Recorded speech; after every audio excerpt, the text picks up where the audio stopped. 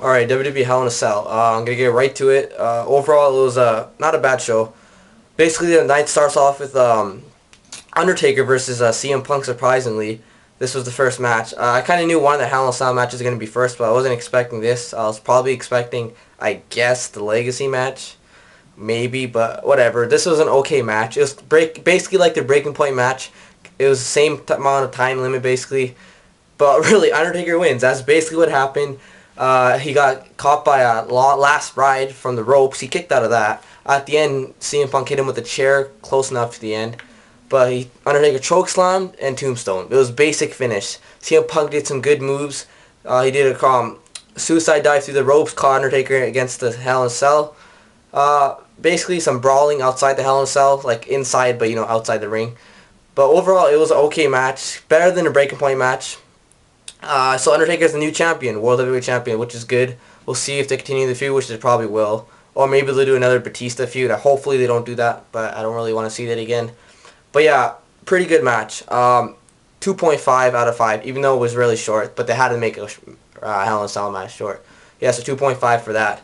And the next match we go to was John Morrison versus Dolph Ziggler. Now, this match was okay, except what's it called?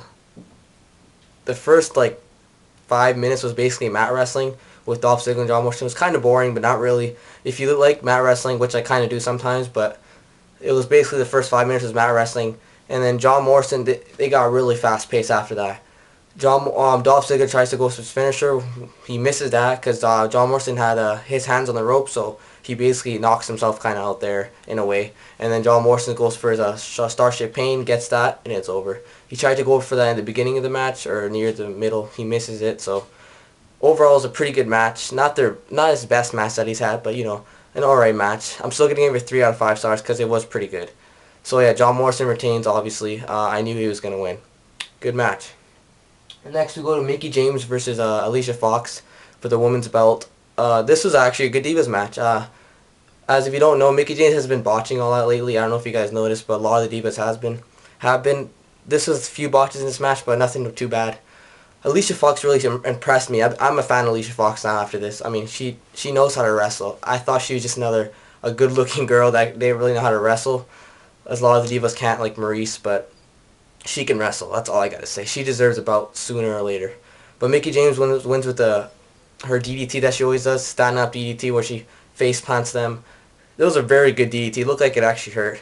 Yeah, but she misses. Alicia Fox misses a spin kick or the Booker T's kick, and then Mickie James gets that. So good match. 2 out of 5 stars. Next we go to Chris Jericho and Big Show versus Batista and Rey Mysterio for the unified belts. This is a really good match too. It started off just whatever, typical Rey Mysterio, Big Show, all that match. Batista did a few moves, take Rey Mysterio, and then Rey Mysterio and Big Show came in, and they did a basically big man versus little man scenario thing, where he just picked on Rey Mysterio, slapping him around, picked him up with the one hand, and then it got fast paced after Batista got tagged in. It was all over the place. Batista got cold breaker, kicked out of that. Rey Mysterio did the 6x9 at the end. He got the 6x9 springboard. All of a sudden, Big Show catches him with a knockout punch, and it's over. So, very good match. I would give it 3.5, but I think that's a little too much. So, 3 out of 5. Big Show, Chris Jericho win. Next match was Randy Orton versus John Cena. Surprisingly, this was the next match for the WWE belt. This was a good Hell in a Cell match. This is probably the best, I'd say. I think I like this match probably the best out of all of them in the Hell in a Cells. On this pay-per-view, of course. The ending was very typical, I guess. Very same old, I guess, as far as a Randy Orton match. Kind of. John Cena gets trapped on the ropes. He basically gets choked out, passes out, and as soon as he's about to get up, Randy Orton kicks him in the head, and it's over. And then John Cena has a crazy look on his face, like, oh my god. It looked like he was crying, too. I'm not sure. I thought I'd seen a tear in his eye, but yeah, the fans were not on Cena's side this time. They were booing the shit out of him. I'm not even gonna lie. Yeah, they basically used weapons. They stayed inside the Hell in a Cell. It was basically like the same Randy Orton and John Cena match, except it was inside the Hell in a Cell. So, alright match. 3.5 out of 5. I'm gonna give it 3.5. And Randy Orton's a new champion, so we'll see where they go. I don't think they're gonna do John Cena and Randy Orton again. I know that. So, good match. 3.5. And yeah, the next match, Drew McIntyre versus R-Truth. I'm not sure why this match was on the card. This, I guess, got added for extra time, even though they could have gave more time to the United States match, or even the Undertaker and CM Punk match. So I was pretty pissed off about this. I don't know if this is last second. Basically, R-Truth's doing a promo backstage, comes to the ring. They have a match. This is like a TV match. Drew McIntyre wins with his finisher at the end. R-Truth dominated most of the match until the end, so Drew McIntyre wins at the end. Nothing to talk about. 1.5 out of 5. The crowd is booing, boring. It was done. It was a dead match. 1.5. Drew McIntyre wins.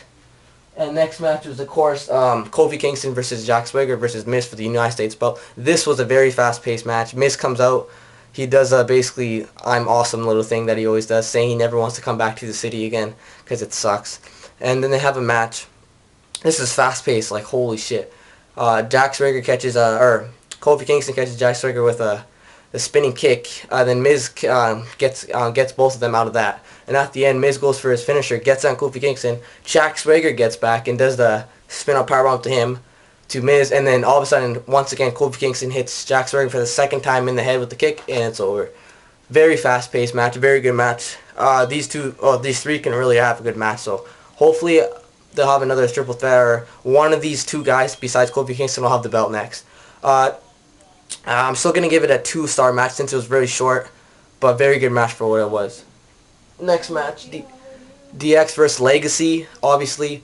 Legacy, before this, like after the Randy Orton match, they had a promo. I think Randy Orton, Legacy was acting really cocky towards Randy Orton. Randy Orton got pissed off, basically.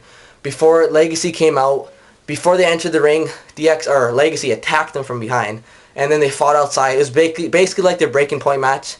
They fought outside. They fought by the tables. Legacy got suplexed through the tables. Monitors got hit by them. And then they went in the crowd for a little bit.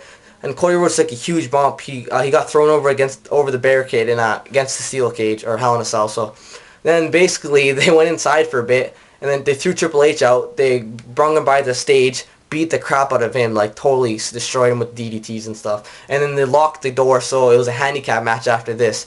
Triple H just stuck outside, and Shawn Michaels and Legacy were in there. And they brutalized Shawn Michaels like you wouldn't believe, like basically like breaking point. And then finally Triple H comes in the end. Shawn Michaels had some offense while he was in the handicap position. Triple H comes.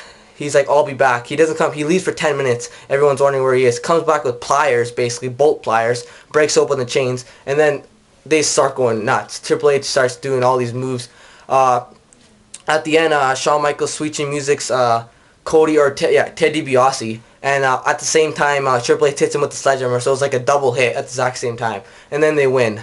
So it was a good match, and at the end, Shawn Michaels switching music again while Ted DiBiase is getting up, and Cody Rhodes is knocked outside from I think it was a pedigree on the floor mat. So that was pretty cool. No blood in this pay-per-view at all, but still, this was a pretty good storytelling match, I guess I would say. But yeah, overall, it was not a bad pay-per-view. It wasn't the best, obviously. The Hell in a Cell matches were all right. John Cena and Randy Orton was the best, I'd say. And then obviously the Legacy and Undertaker wasn't that great, but hey, whatever. Overall, good show. Not that bad. 7 out of 10. Peace.